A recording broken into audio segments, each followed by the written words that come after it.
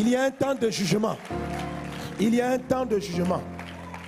Quand il y a le péché, Dieu n'arrive plus dans ta vie. Frère, il faut fuir le péché. Le péché sépare de Dieu. Le péché vous éloigne de votre salut. Quelles que soient les choses que tu verras se réaliser dans ta vie, frère, si tu vis dans le péché, c'est une séduction. Tu ne peux pas vivre dans l'impudicité. La Bible dit, ne vous y trompez pas, les impudiques n'hériteront pas le royaume de Dieu. Tu ne peux pas ne pas être marié, tu couches avec quelqu'un et tu seras sauvé. Le ciel ne va pas te répondre. Répands-toi, change de vie. L'impudicité a pour propre de voler ton potentiel. C'est le péché actuellement pour lequel Satan est en grande promotion. Oui, vous savez, je vous ai expliqué, Proverbe chapitre 5 dit que le destin d'une personne, le potentiel d'une personne est volé par les actes sexuels. Quand ce n'est pas ton conjoint, tu lui partages tes grâces. Et je vous ai expliqué qu'il y a des gens qui ont construit des immeubles. Ce n'était pas leur immeuble, c'était ton immeuble. En couchant avec lui, tu lui as donné ta capacité de bâtir.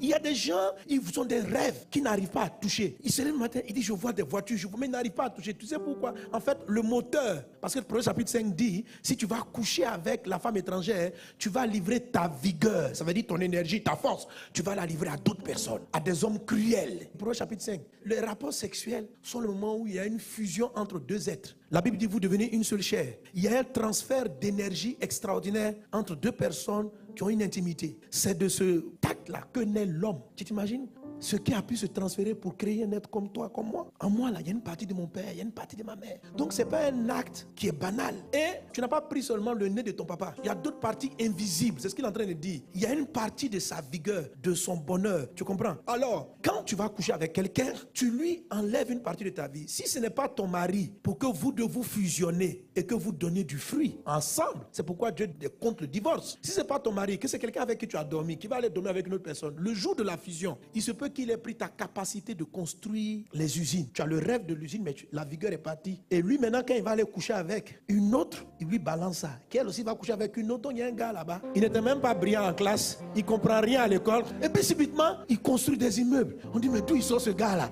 C'est ta chance, ton bonheur qui est parti chez le voisin. Frère, ne jouez pas avec. La Bible dit, fuyez l'impudicité. Tout péché qu'un homme peut commettre est en dehors de son corps. Celui qui commet l'impudicité pêche contre lui-même. Tu pêches contre toi-même. C'est la raison pour laquelle les occultistes aiment le péché du sexe. Et c'est la raison pour laquelle les gens développent le péché de la pédophilie. Parce qu'ils se disent qu'un enfant, c'est de l'énergie pure. Et ce sont des démons qui viennent les posséder pour dire, il faut le faire. Quand Dieu a envoyé le feu pour détruire une population, c'est à cause des péchés du sexe. L'homosexualité, là, c'est grave. Ça arrache à un homme même sa masculinité. Je ne sais pas si vous vous constatez. C'est-à-dire que le gars, subitement, il devient efféminé. Il ne fait pas exprès. Et puis, il commence à marcher comme ça. Il ne fait pas exprès. C'est-à-dire que l'énergie garçonnique est partie. On lui a volé ça. C'est parti. Frère, si tu as des tendances homosexuelles, je t'assure que c'est un esprit. Maintenant, peut-être que tu dis, parce que je suis né avec ça. Je suis une femme, je suis attiré vers les femmes. Je suis un homme, je suis attiré vers les hommes. Je te dis, c'est un démon. Il y a des enfants qui naissent presque possédés. Tu as pu le prendre de tes parents. Les démons se promènent n'importe comment. C'est pas qu'est-ce qu'ils font. À quel moment tu as pris l'esprit de homosexualité, on ne sait pas. Mais c'est un démon. Tu dois être délivré. Parce que tous ceux qui sont dans ce péché ont une forme de conviction qu'ils ne sont pas dans le péché. Ils sont dans l'homosexualité, mais trouvent que c'est les autres qui n'ont pas encore la bonne compréhension des Saintes Écritures. Frère, c'est un démon. C'est un démon pour lequel Dieu descend pour brûler la terre. Ça veut dire tout le monde va en enfer. L'homosexualité, le péché où l'enfer arrive. Non, sérieux. Quand on parle de Pompée, c'est une histoire de Sodome et Gomorrhe. En Italie, là-bas, les gens sont arrivés à un degré d'homosexualité poussé, public, comme l'histoire de Sodome.